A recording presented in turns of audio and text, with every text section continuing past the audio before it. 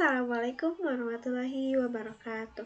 Halo, perkenalkan nama saya Hilwa Adawiyah dari kelas SD 24C dengan NIM 20401002008. Di sini saya akan menjelaskan tentang hakikat dan definisi pendidikan inklusif. Pada kesempatan kali ini, saya akan memaparkan materi mengenai hakikat dan definisi pendidikan inklusif.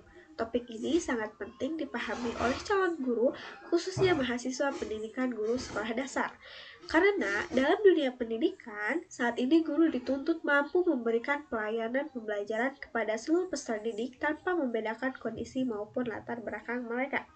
Sebelum membahas hakikat dan definisi pendidikan inklusif, kita perlu memahami bahwa pendidikan merupakan hak dasar setiap manusia. Setiap anak memiliki hak yang sama untuk memperoleh pendidikan yang bermutu sebagaimana dijamin dalam Undang-Undang Dasar Negara Republik Indonesia tahun 1945 pasal 31 yang menyatakan bahwa setiap warga negara berhak mendapatkan pendidikan. Selain itu, Undang-Undang Nomor 20 Tahun 2003 tentang Sistem Pendidikan Nasional juga menegaskan bahwa setiap warga negara memiliki kesempatan yang sama untuk memperoleh pendidikan yang bermutu. Dalam kenyataannya, peserta didik memiliki kondisi yang sangat beragam.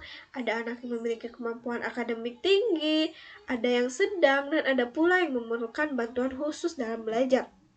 Selain itu, terdapat anak yang memiliki hambatan penglihatan, pendengaran, intelektual, fisik, maupun hambatan perilaku. Ada juga anak yang berasal dari budaya, bahasa, agama, dan kondisi sosial ekonomi yang berbeda.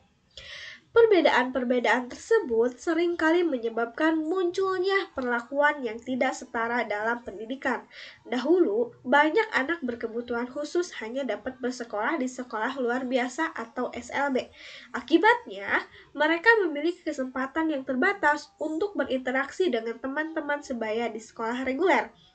Seiring berkembangnya pemahaman mengenai hak asasi manusia dan pendidikan untuk semua, muncullah konsep pendidikan inklusif yang menekankan bahwa setiap anak berhak belajar bersama tanpa diskriminasi.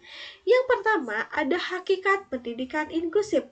Nah, hakikat pendidikan inklusif adalah pandangan bahwa semua peserta didik memiliki hak yang sama untuk memperoleh pendidikan yang berkualitas dalam lingkungan belajar yang sama, tanpa membedakan kondisi fisik, intelektual, sosial, emosional, budaya, agama, bahasa, maupun latar belakang ekonomi.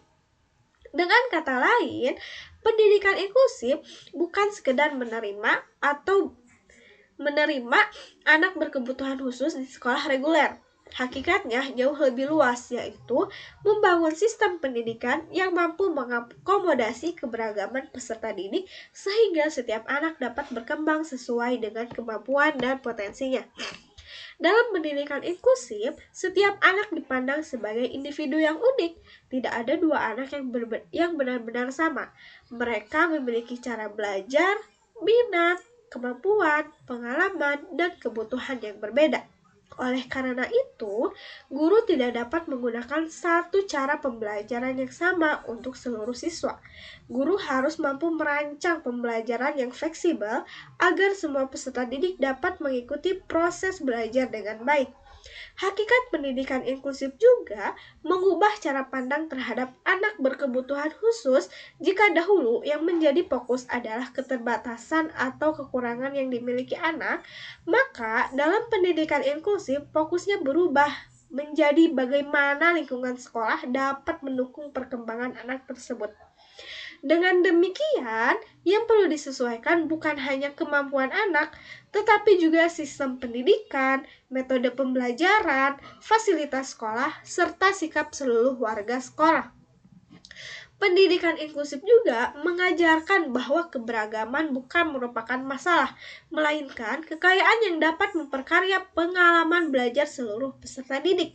Ketika anak-anak belajar bersama teman yang memiliki kemampuan dan latar belakang berbeda, mereka belajar menghargai perbedaan, memiliki empati, saling membantu, bekerja sama, dan membangun sikap toleransi. Nilai-nilai tersebut merupakan bagian penting dalam pembentukan karakter peserta didik.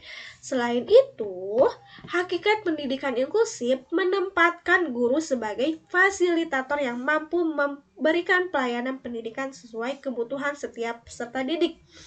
Guru dituntut memiliki kemampuan dalam mengidentifikasi karakteristik siswa, memilih metode pembelajaran yang tepat, menggunakan media yang bervariasi, melakukan penilaian yang adil, serta menciptakan suasana kelas yang nyaman dan menyenangkan.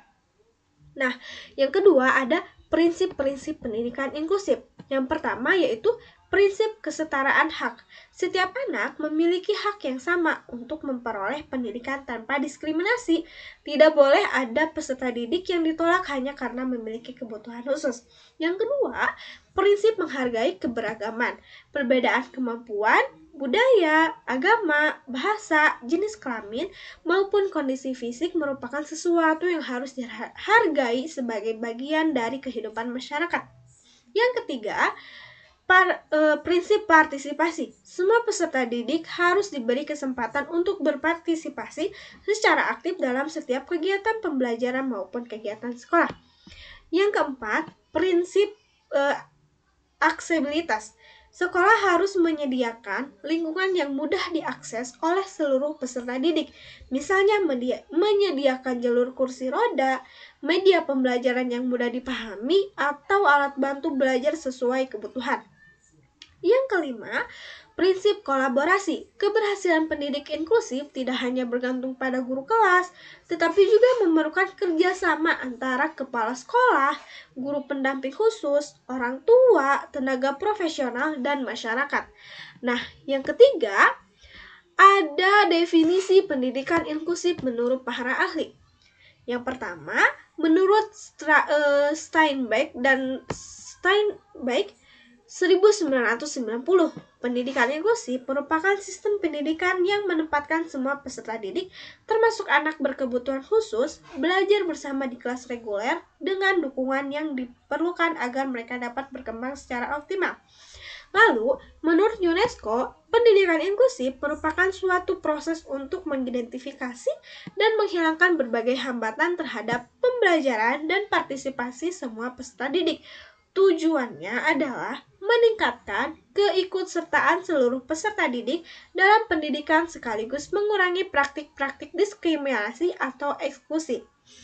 Sementara itu, berdasarkan Peraturan Menteri Pendidikan Nasional Nomor 70 Tahun 2009 tentang Pendidikan Inklusif, pendidikan inklusif adalah sistem penyelenggaraan pendidikan yang memberikan kesempatan kepada seluruh peserta didik yang memiliki kelainan maupun potensi kecerdasan dan bakat istimewa untuk mengikuti pendidikan bersama peserta didik lainnya dalam satu lingkungan pendidikan. Yang terakhir, ada peran guru dalam pendidikan inklusif. Dalam pendidikan inklusif, guru memiliki peran yang sangat penting. Guru tidak hanya menyampaikan materi pelajaran, tetapi juga menjadi fasilitator, motivator, pembimbing, sekaligus pengelola kelas yang mampu menciptakan suasana belajar yang ramah bagi semua peserta didik. Guru harus mampu mengenali karakteristik setiap siswa, melakukan asesmen awal, menyesuaikan strategi pembelajaran, menggunakan media bervariasi, memberikan penguatan positif, serta bekerja sama dengan orang tua dan tenaga profesional apabila diperlukan. Dengan demikian, keberhasilan pendidikan inklusif sangat dipengaruhi oleh kompetensi guru dalam memahami kebutuhan peserta didik dan menerapkan pembelajaran yang fleksibel. Cukup sekian penjelasan tentang hakikat dan definisi pendidikan inklusif. Mohon maaf bila ada kekurangan dan kesalahan. Wassalamualaikum warahmatullahi wabarakatuh.